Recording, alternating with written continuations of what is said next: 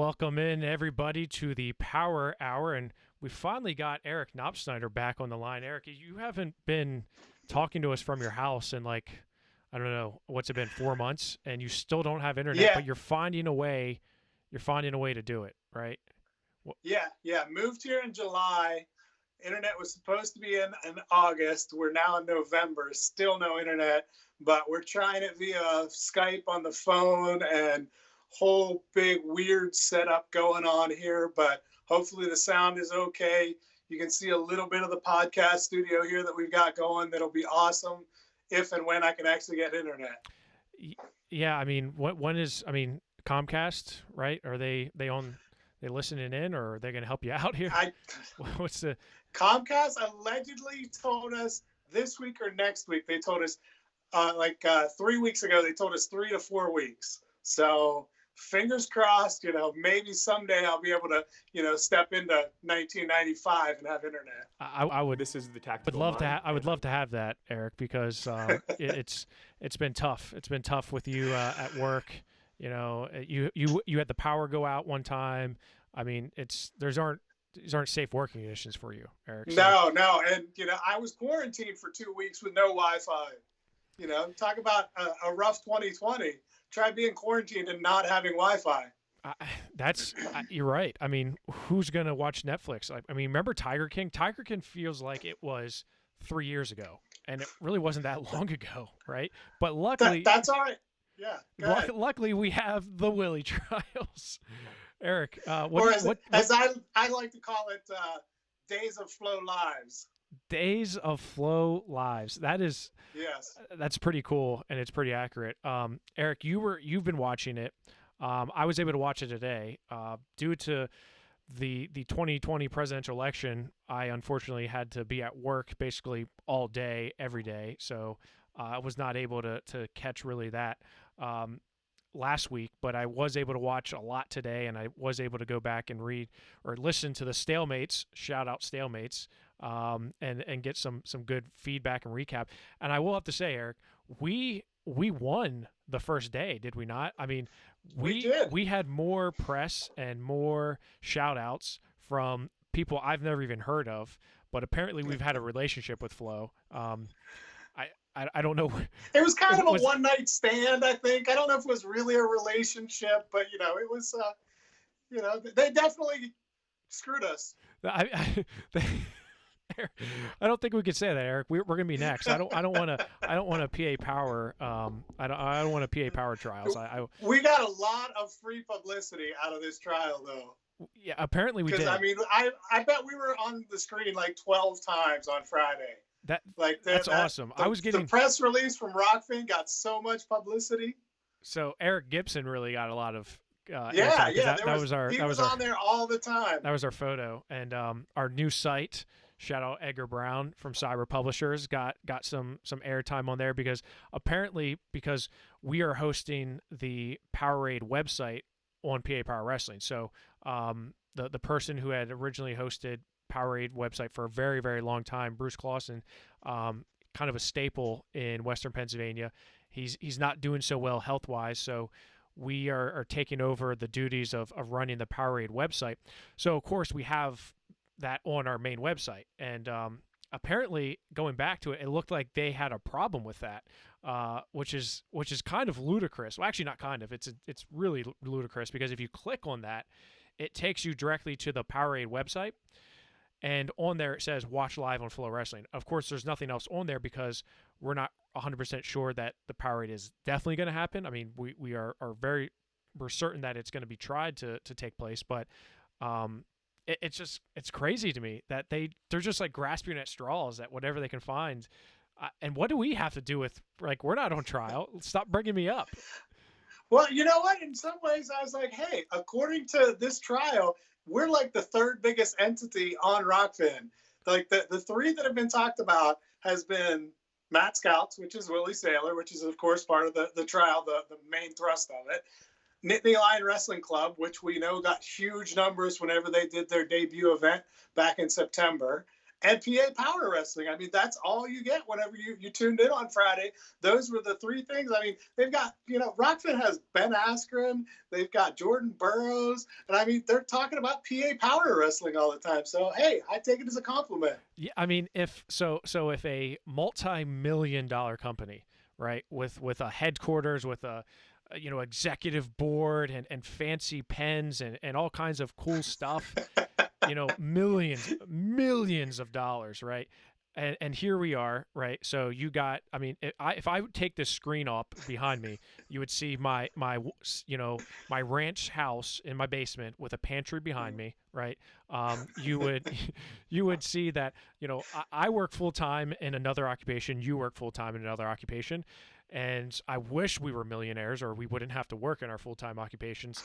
But it's funny because I thought, well, we're a competition to Flow, but really that's not a big compliment because apparently like a 4-year-old who can figure out how to live stream, a swimming meet at their local Y is competition. So really, I mean, it was nice for the airtime, but it also wasn't really saying a whole lot because although we are a sole proprietorship that doesn't do any of this full time, we're not really, I don't know, we got brought up a lot, but according to Flo, literally everybody in the world is a competitor. So, well, you saw my tweet on Friday that my dog is, according to Flo, is a competitor. Yes, because she was vying for my attention and my eyeballs whenever I was trying to watch the trial. So that takes away from Flo. So she's a competitor.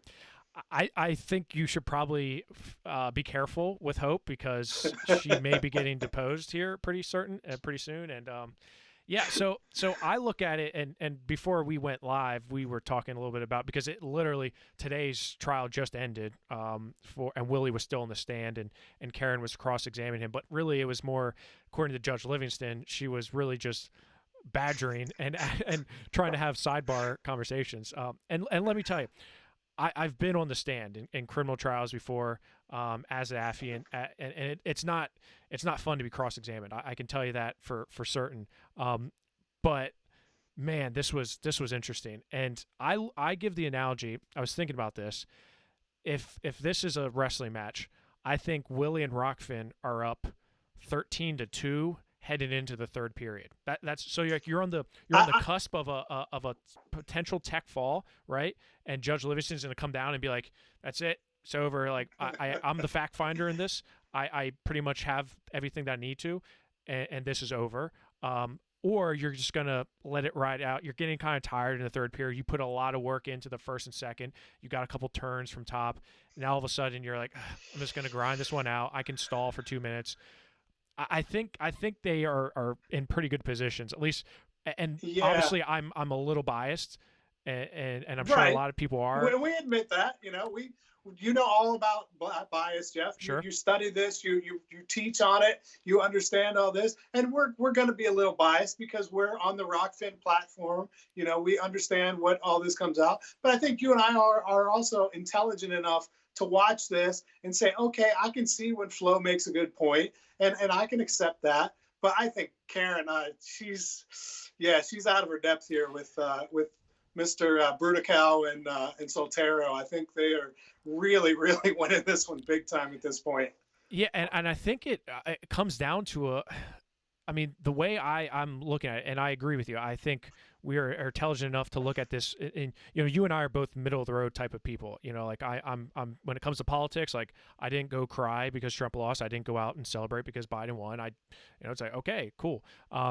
When it comes to this trial, and I'm watching it, it seems like almost like a lack of understanding of what the core argument is here. And Karen's kind of going towards things that just, one, aren't relevant to the overall argument, or two, they don't make sense. Like and I think Judge Livingston is picking up on it. She's like, what are you asking? Are you asking a question? And if so, whereas Soltaire and what's the other lawyer's name? Brudical.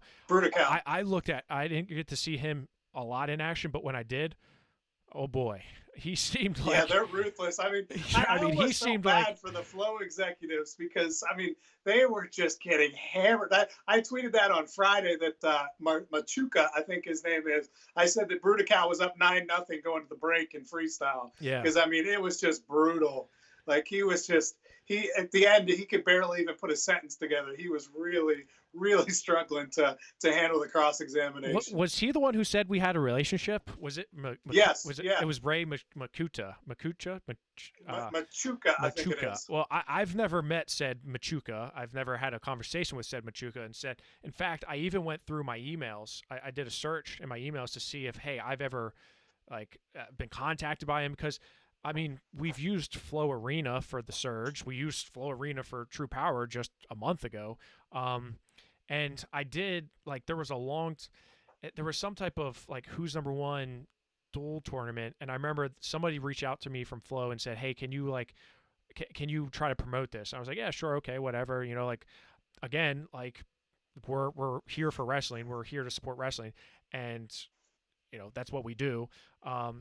But the relationship, I mean, the last relationship I had with them was them calling me and giving a cease and desist when we're at the PIAA state tournament. So if it's a relationship, I'm going to go file for a PFA for domestic violence, because I feel like I'm an abused partner in this.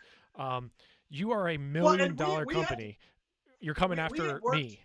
Yeah, the big thing is the closest that I would say that we had to a relationship was, again, at PIAA team states and things like that. They'd ask us, hey, you guys are the experts on Pennsylvania wrestling. Would you sit down and do a little 5-minute intro with us? And we're like, yeah, sure, that's fine. We can do that, no problem.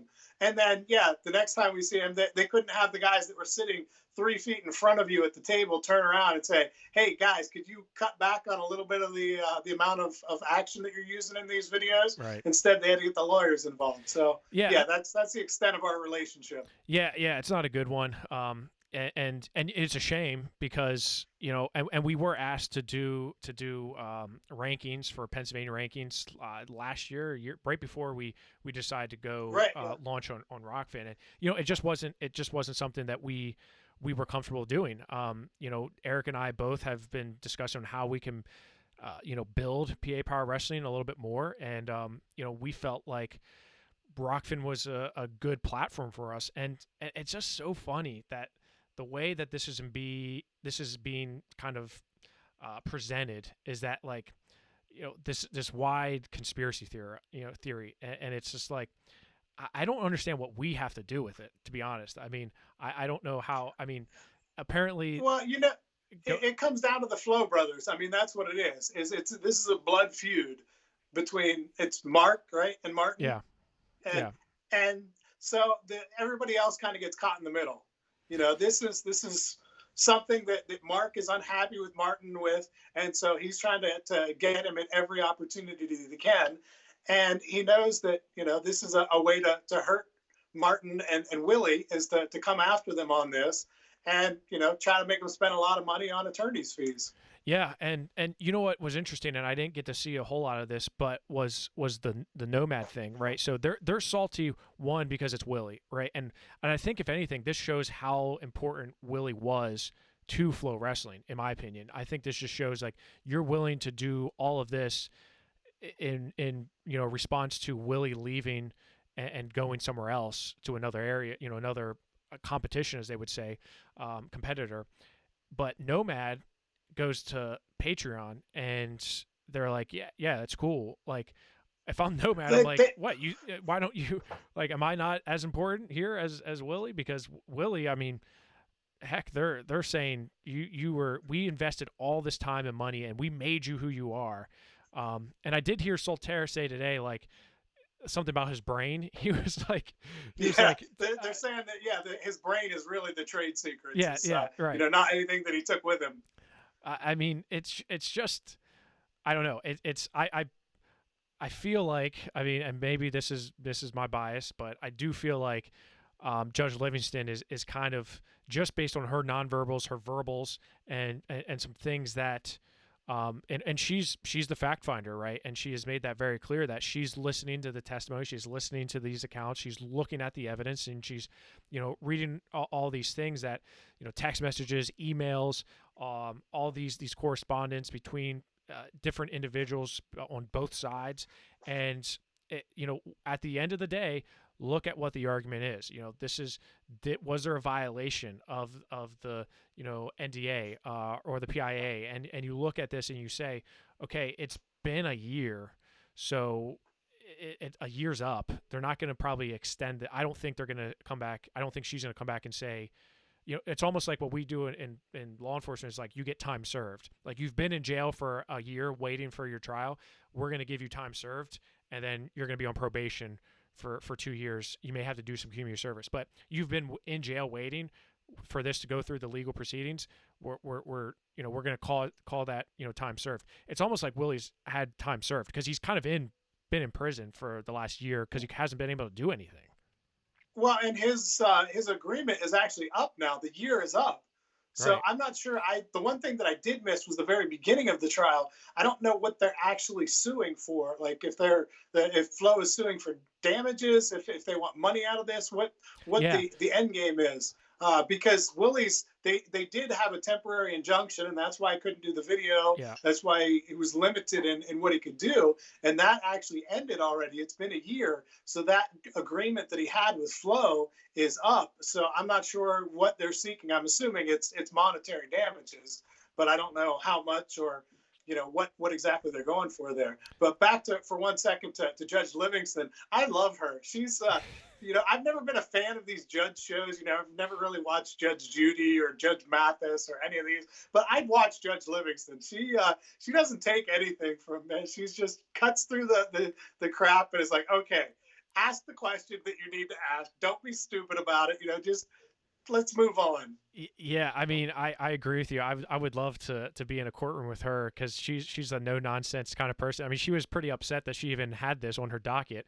I think back in the pretrial hearings that she was like, well, kind of like, apparently I'm going to be stuck with it, so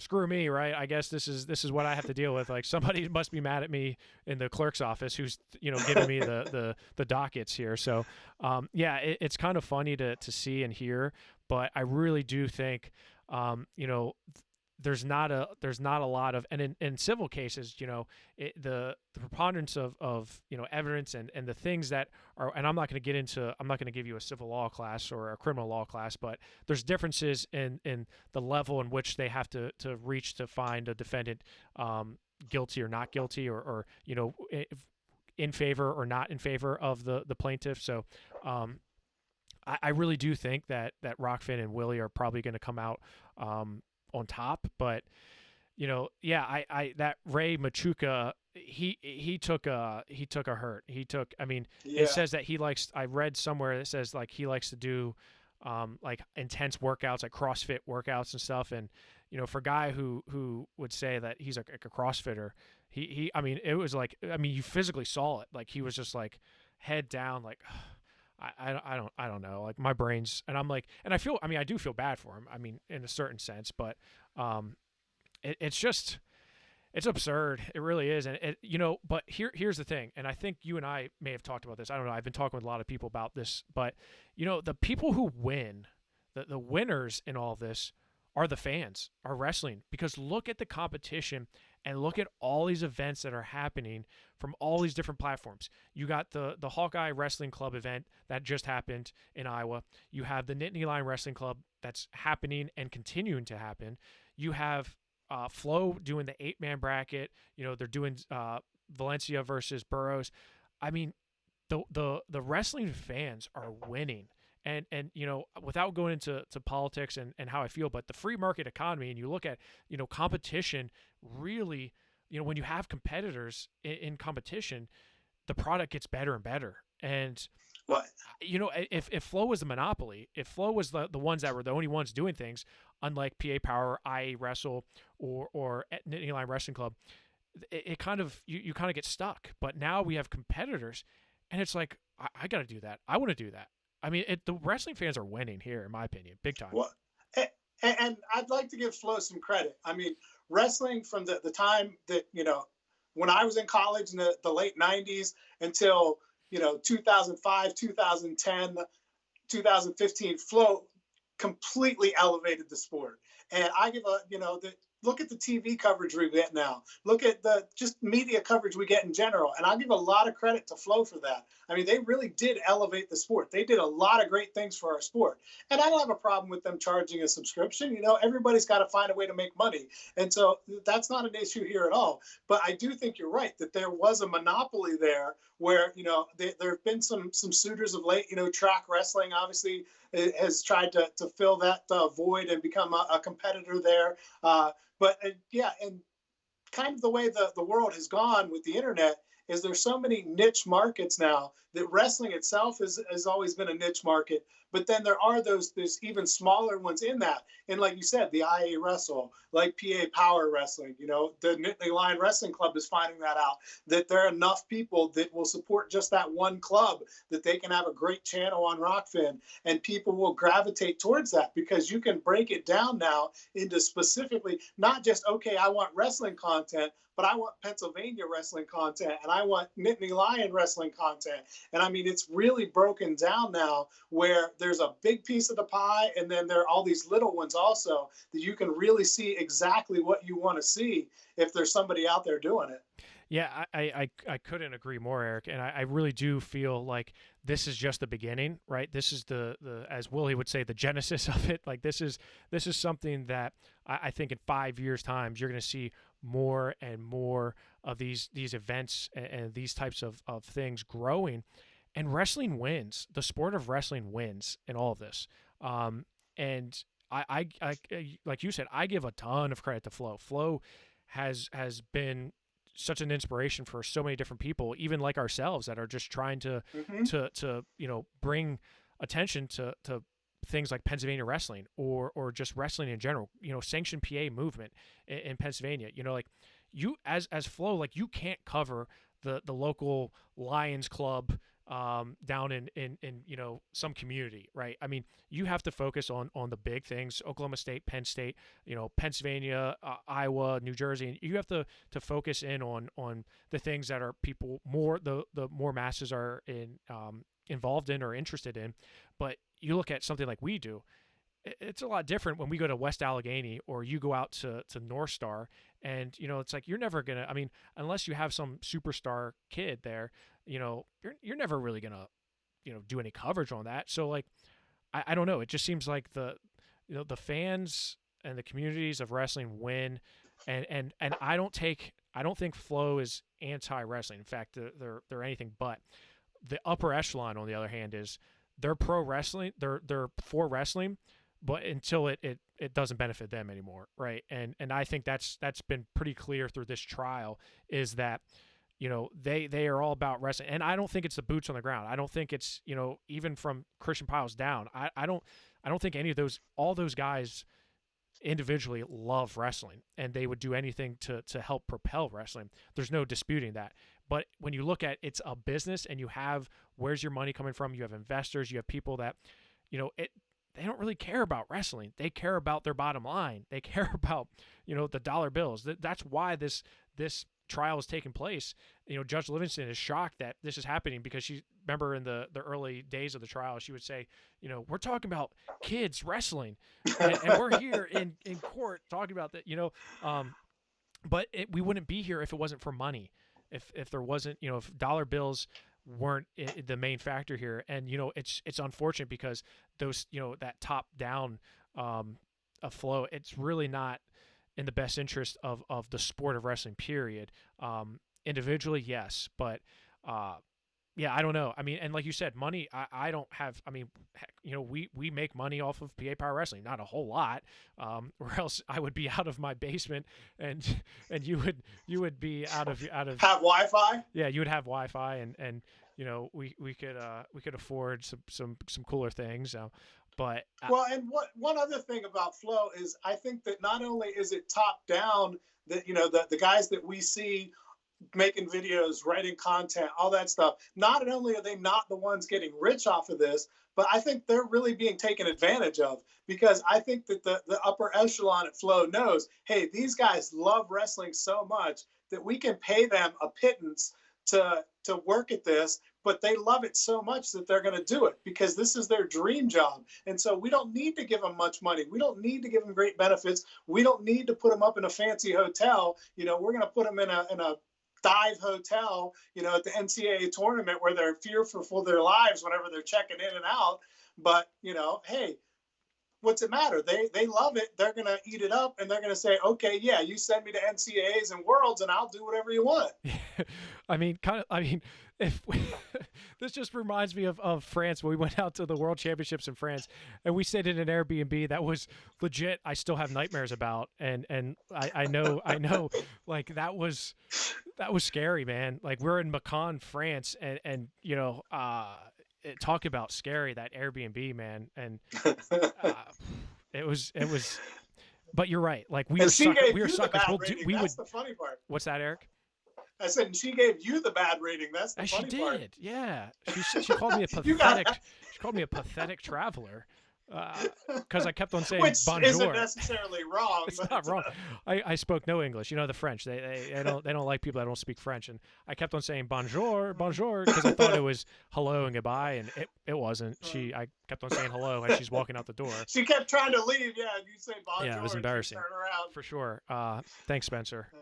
But it was, you know, and you're right. We would do it because we love it. We love wrestling. We are willing to sacrifice certain things and certain needs for our dream jobs. Like, I mean, how many times have you and I talked about, it's like my dream job would be to do PA Power Wrestling full time. That would not be a job to me. That would be a life. But unfortunately, that's not how the bills get paid, right? At least for us. And for Flow Wrestling, they have bills. They have to pay them.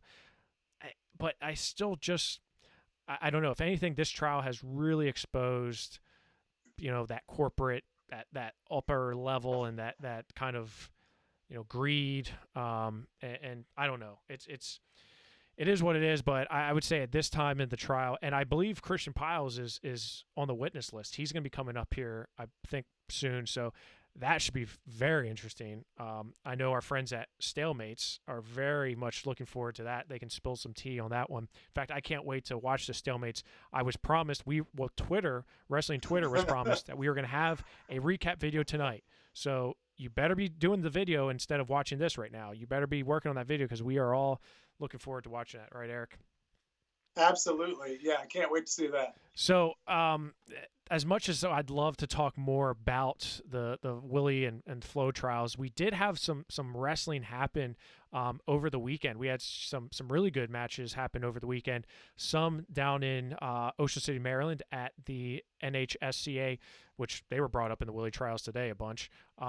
We had them at their Fall Duals, and we also had the Elite 8 Duals down in Georgia, which looked like a high-end affair there. You know, Cliff Fretwell and what his team did down there looked really fun. But let's talk about Keith Gavin. Speaking of Flo, you have the pit singlet hanging up. You have your pit stool. I like that. That's pretty cool. You know, it's hard on the eyes, but I'm accepting of it. Your boy Keith Gavin. Really? You got my face and that in the background, and that's the part that's hard. Yeah, you're right. Your head's kind of the eyesore. Keith Gavin, your main man, state I almost said Penn State, Pittsburgh wrestler, national champion. Keith Gavin came out of retirement to wrestle in Flo's 8-man bracket at 195 pounds. The winner got, what was it, $40,000? $20,000 for the winner, and then broke it down after $20,000. I know he won $2,500 because he finished in 4th. So, but at least everyone got at least $1,000. So, Keith Gavin's $2,500 richer. He went 1-2. Did you watched it, Eric? Yeah. What did you think? I was able to watch it on my phone. You know, only this big, but hey, better than nothing. You got to watch it. First match, Penn State's Shakur Rashid, right? He wrestled him in the first match. Didn't look that great. No, he went down 4-0. I thought he was in trouble there because you wouldn't expect the 35-year-old guy to be able to come back from a deficit. You'd think you want that early lead there and not have to worry about a gas tank. But he had a gut wrench, right? He had a gut wrench to win it, right? Yeah. And I mean, he's got an unconventional style. He was never really a your conventional style. So I guess it's not completely shocking that that he gave up some points there, but once he got on top and had that gut, that was the great equalizer for him.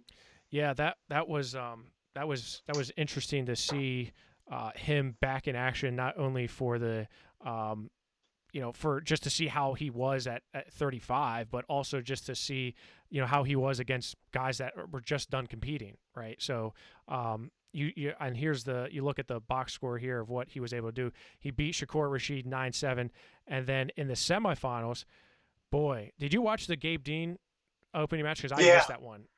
Against Lujan, yeah. Against Lujan, Dean yeah.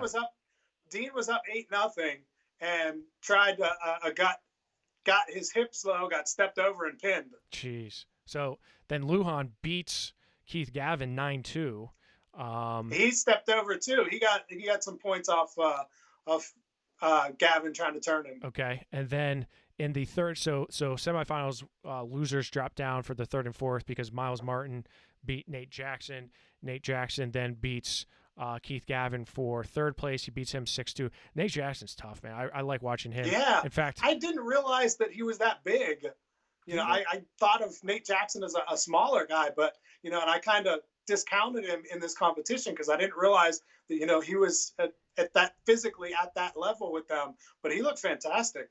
Yeah, I agree with you, Eric, and I thought he wrestled really well. Miles Martin did end up winning the prize, the grand prize, but Nate Jackson's tough. He's a guy I think people tend to overlook sometimes. Maybe not necessarily recently because he's done well at the U.S. Open. He's done well domestically at least, but yeah, I was excited to see Keith Gavin back on the mat. I don't think we're going to see him probably back. I think that was kind of a one-off thing. Would you agree with that, Eric? Yeah, whenever I talked to him the day that it was announced, if you recall, I had him at the Pittsburgh Wrestling Club golf outing, saw him and did a little interview with him there. And he said it was just a thing where they, Flo contacted him, asked him if he'd be interested in. And he said, yeah, why not? Let's give it a try. But yeah, I don't think this was really the start of a big ride down the comeback trail road for Keith. I think this was just an opportunity to get out, have some fun, maybe showcase the pit program a little bit, get people talking about it. And I think he did a good job of that. Yeah, and I think it gave some notoriety to the Pittsburgh Wrestling Club, and Luke Pletcher's there, and I think they're trying to build something special there. So I would agree with you there. Speaking of Nate Jackson, did you see the newest thing is that Bo Nickel versus Nate Jackson November 24th live on Rockfin? Ooh, that might get in trouble. What do you think there? Oh, man. What do I think about Bo and Jackson? Yeah. I mean, I think Bo's the favorite just because, but I also don't think that Nate Jackson can be overlooked. I think it's gonna be a good match, but I just can't wait to see what else is on that card. Right? You got Bo Nickel versus Nate Jackson November 24th live on Rockfin. Yeah, I saw Zane and Reese Humphrey, right? Oh yeah, that's right. Oh, I totally forgot about that. Yeah. I don't have a graphic for that to put up, but yeah, Zane versus Reese Humphrey. That's right, because somebody said, Flo got Keith out of retirement. Rockfin got Nittany Lion Wrestling Club or Nittany Lions, the Nittany Lions, right? I don't know if the Nittany Lions got Reese Humphreys out of retirement. Is Hawkeye Wrestling Club going to get? Who did they say they were going to try to get out of retirement? Henry Cejudo to wrestle Spencer Lee. Yeah, to Spencer. You'd be all up for that. You'd be walking to Iowa for that match. Oh yeah. I would hitchhike, walk. Yeah, I would ask Dyson. Mask on the whole way. Yeah, for sure. Just to see that match, absolutely, I would. Yeah, so that's pretty cool. That's coming up on November 24th. Man, I wish we could do something cool like that. True Power is one and done for us. We're pretty much tapped out on doing some events right now recently, but there were some other events that happened. Like I mentioned, the Elite 8 duels down in Georgia and Pennsylvania, and I didn't realize that Pennsylvania was going to have as many people down there as they did.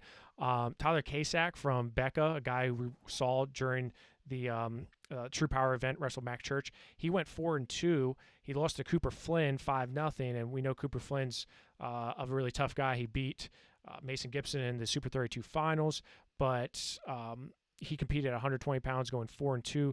Colby Franklin of Wyman Seminary, formerly a state runner-up at St. Joseph Catholic Academy. He went 7-0 at 195 pounds. He had some good wins. Jake Dara, he beat him twice, 3-2 and 6-2. So Colby Franklin looked really good at 195 pounds. Are you surprised, Eric, to see him at 195 as opposed to 220? I am a little bit. Yeah. I would have thought that he's been that size for a while now. I thought he'd be a little bigger there. Yeah, I kind of am too, but I mean, he looks good at that weight. I really do think he looks good at that weight. It's a good thing he's not wrestling at PIAA because he would have to figure out where he's going, because there's not really a 195 weight class anymore. Enzo Muraki from Kiski, he went 5-2. He lost twice to Gabe Arnold from Wyman Seminary, who's super tough, ranked top 5 in the nation, I'm pretty sure. Pearson Manville from State College, who's now at State College. He's a freshman. He went 4-2, lost to Nick Bazakis. Go figure, Nick Bazakis pinned him.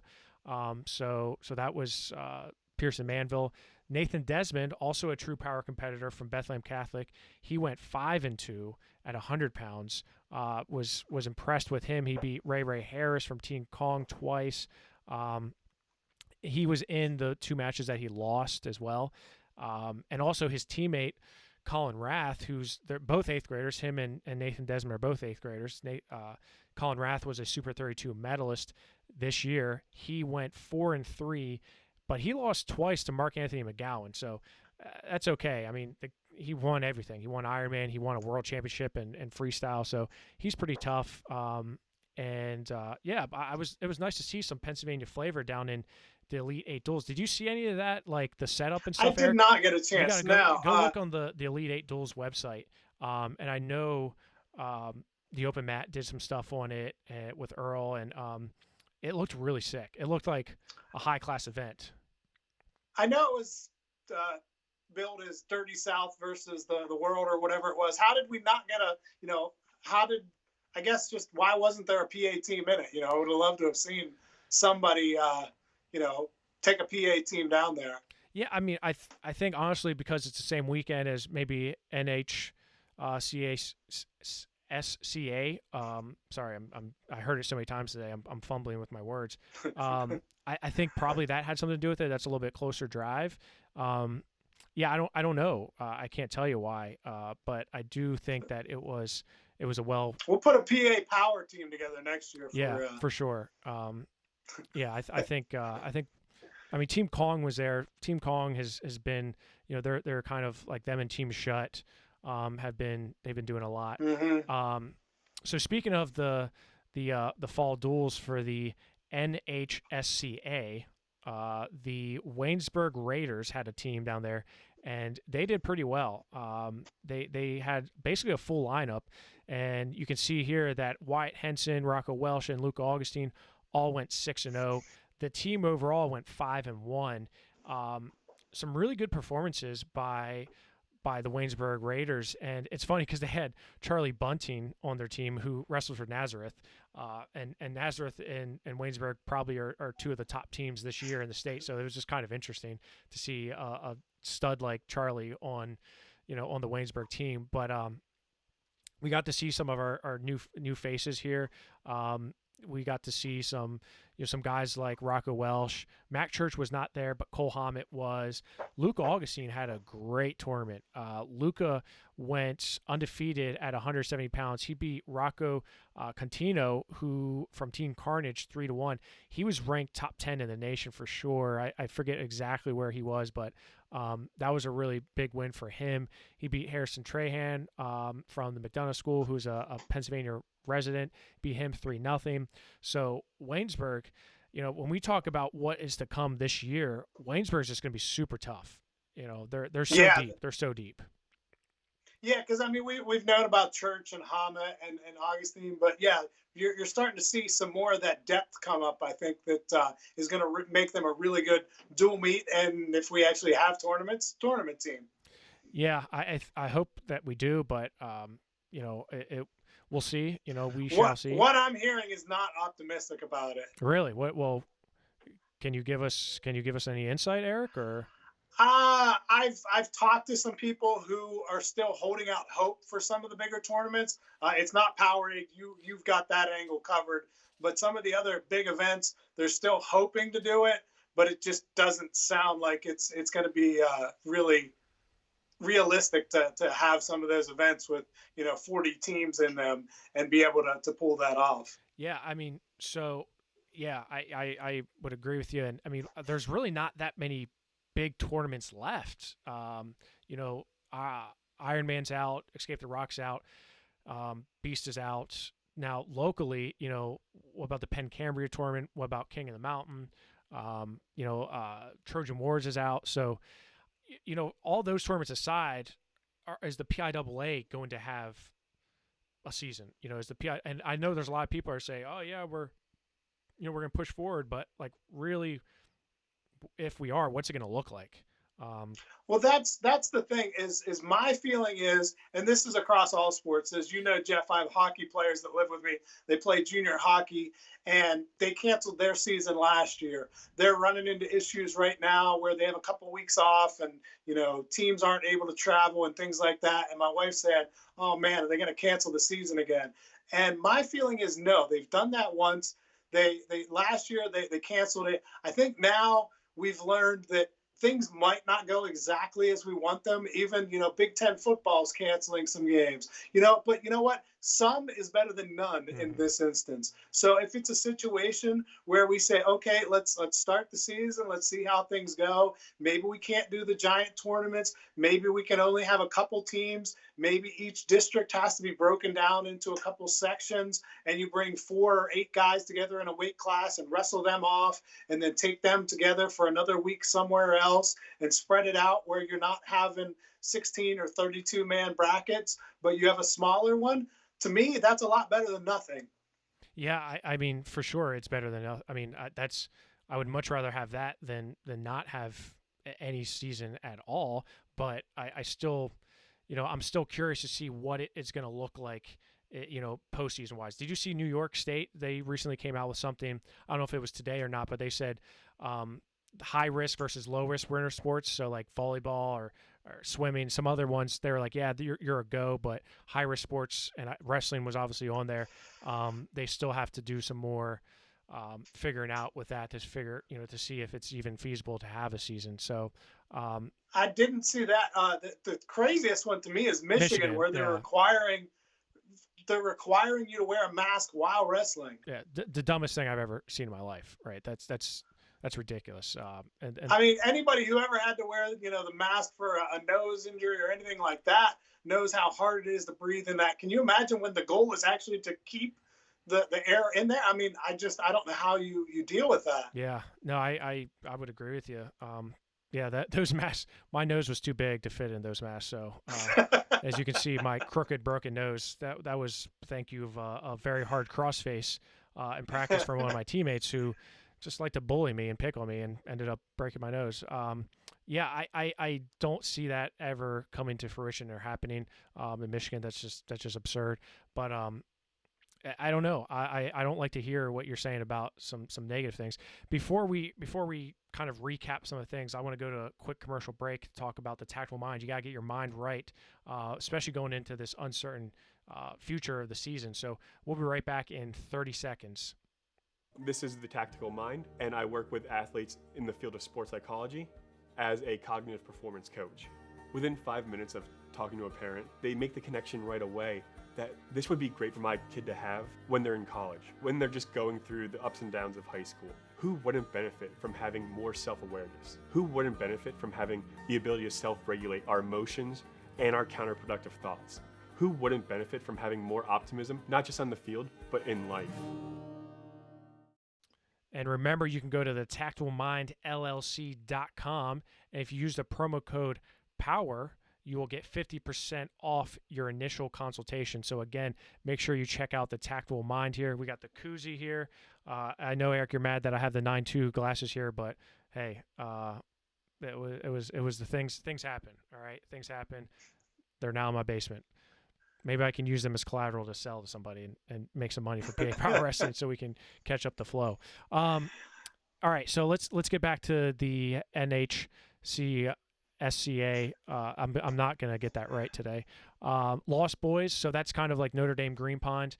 Ryan Crookham was not there, but Brandon Kletos was. He went undefeated. Had some good wins. He beat up some guys, but he beat Braxton Lewis from Team Thunder 3-1. JT Hogan, he wrestled for Malvern Silver. He's out of Daniel Boone. He went undefeated as well. Jack Waymeyer, guy we saw from at the True Power, he went undefeated at 182 pounds. He beat Joseph Jens. He beat him 1-0. Also, he beat Colt Barley from Team Nauman Black 1-0. Barley's a guy who wrestled at Penn Manor. Nick Feldman went undefeated. He did have a tight match there, and that was at 220 pounds. Eric, I don't know if you saw this. Nick Feldman versus Mike Mistia. I don't know how to exactly say that. Masita, maybe? Masita. Yeah, that sounds right. Superior Wrestling Academy beat him 2-1. So tight match there. I'm sure he's ranked. I was too busy with Willie Trials to check. I'm not used to seeing anybody hang with Nick, so that's super impressive if you can wrestle Nick Feldman to a 2-1 match. Yeah, especially after seeing what he did at Who's Number One. Who's Number One, beating the number one guy in the nation by major decision. So there was a ton of and to be honest, I apologize because there were so many Pennsylvania wrestlers. And Eric, you saw the sheet that I sent. It had hundreds of wrestlers that competed in it, and it was just so many to go through and sort through. Brandon Wetzel from Montoursville, state champion. He wrestled in it. Some pretty tough freshmen wrestled in it. I'm excited to see, and Dyson and I are working pretty hard on the top incoming freshman report right now. But there's a lot of guys I'm super excited to see coming into the season to see how they hold up. Should we have one? Rune Lawrence, Thane Lawrence's younger brother. I'm really looking forward to seeing him. There's a ton. I'm not going to give them all away. Obviously Mason Gibson, but there's a lot from all across the state. Team Nauman I saw had several of the top incoming freshmen that we believe are going to be on there and competing. Camden Williams from Mannheim Centrals. I think they're going to be super tough. I'm excited to see where all these top freshmen end up if we should have a season. That's the toughest thing. And we talked about that before is, now's the year to hold somebody back because you don't know if they're going to have a season. So it's hard to determine all right, who's going to be an actual, who's actually wrestling, who's not. But they would have had, not that you have insight into that, but they would have had to have determined that already, obviously. Yeah. As hey, this kid's going to be in 8th grade or he's, in 9th grade. So, yeah, they would have to determine that. Do you have any kind of prognostication yet as to when the top incoming freshman will be ready? I don't know. Is Dyson going to get to work or what? He's this has been a Jeff Upson production for years. I'm tired. Taking on a partner now. I'm too old for this. Hey, you don't even have a crying baby yet. Oh no, that's soon. That's soon, man. I got a new job, a new position. Yes, congratulations, by the way. I think this is the first time I've done the podcast since that became official. But that's because my schedule has changed. So and I'm not gonna be able to do this a whole lot. Now that I'm on a different shift and in a different area of operation. So yeah, thank you. I got two big life moves going on in the same year. Well, I guess they're split over 2 years. 20 and 21, but getting promoted and then also having my first child is those are two big moves, Eric. The very big moves. Flo may not have to be worried about competition much longer because we may not be able to do much. I don't know. But yeah, so I think Dyson. I have basically the list set out, the ranking of the list. I'm going through and verifying that we actually have the right guys at the right school / right grade. How difficult that is. And Dyson's going through and adding credentials, so I'm going to have to help him with that because he is a high school student, and I sometimes forget that. I forget. Sometimes I text him, I'm like, are you in school? And he's like, yeah, I'm on lunch. Like, I'm like, it'd be so much cooler if you didn't have to go to school and you could just work for PA Power full time. But yeah, so it probably in the next couple weeks. I typically like to release the top incoming freshmen around Thanksgiving, so we're on track for that. To get released, and then of course we're gonna have to start doing some preseason rankings, Eric. So you're gonna have to start. I know. You know, we good old Eric. I've been thinking I got to get my Tom Elling book here, which always helps me, just kind of point me in the right direction when I get that Tom Elling handbook. Yeah. That's kind of the unofficial start of the high school season for me. So I got to get that out, get it in the mail, get it to me, and then hopefully by then I'll have some internet and I can actually do some things at home. I could just see it now, like you not having internet up until like 2021, and that would I don't want to put that bad juju. No, don't do that to me. Yeah. So hopefully that try having a 20-year-old and a 19-year-old living with you and having no Wi-Fi. Yeah, I couldn't do it. Does not go over well. No, not at all. Let's see what else we want to talk about. A couple commitments here. Drew Cleary, I don't know if you saw this. Drew Cleary from Nazareth, he has decommitted from Princeton University. He said, I'm excited for what is ahead as I reconsider my future plans. Of course, we talked about the pipeline from Nazareth to Princeton with Stefanix and also Sean Pearson there. I wonder what's going on. And actually, someone in our group text said, I hope Princeton's not, I hope Princeton Wrestling's not on the chopping block. You don't think that's the case, do you? I mean, they can't. I hope not. I mean, I don't know. In 2020, though, I wouldn't say that any program is not on a chopping block, wrestling or otherwise, because budgets are just taking. I would think that Ivy League schools would be safer in that regard, but you would think a school like Princeton or like Stanford would be safe too. Yeah. I mean, they've obviously got a huge endowment, but that doesn't necessarily help your sports programs. Yeah. No, you're right. I mean, who would have thought Stanford but Princeton. I mean, Princeton did it before. Yeah. No, you're right. Don't. I hope that's not it, and I don't think that is. I think we would have heard. I think we would have heard. Right. I mean, yeah, if he would have had that inkling, it would have been out by now. I mean, I thought if that was the case, you would have heard it later that day that the program was going away. Right. But you haven't heard anything, so I think that's a very positive sign. And I know someone else in the chat group responded and said, no, I think Princeton is on really solid ground financially, that they're, if not making money, getting close to breaking even at least, which for wrestling is a great thing. I would agree with you there. Another commitment, Ethan Finch from Sheffield. He burst onto the scene at Super 32, placing 4th. He was a state medalist last year, and he is committed to none other than the Pitt Panthers, Eric. And I think this is a good one here. I really do. I think he's a bad karma guy up there with Mark Steen and Gary Steen obviously going to Pitt, Cole Matthews at Pitt. I think he's a steal. I think he's got a ton of upside. I hate using that term, but he really does have a lot. I don't think we've seen what's the best of him yet. I mean, his freshman year he was barely 500. That was just 2 years ago. So, and he's already taken so many leaps in just a couple years. And look what he was able to do at Super 32. You don't place at Super 32 and not have Division I, coaches and programs looking at you. So Ethan Finch, man, I totally impressed with him and good pickup for Pitt for sure. I know a lot of people were interested in him. Yeah, and that's good because that's one of those things. Sometimes you can get that guy who really makes the breakthrough right before they get into the season, and you can get that commitment before a lot of other coaches jump on board. So I think that's a great pickup, as you said, for Pitt.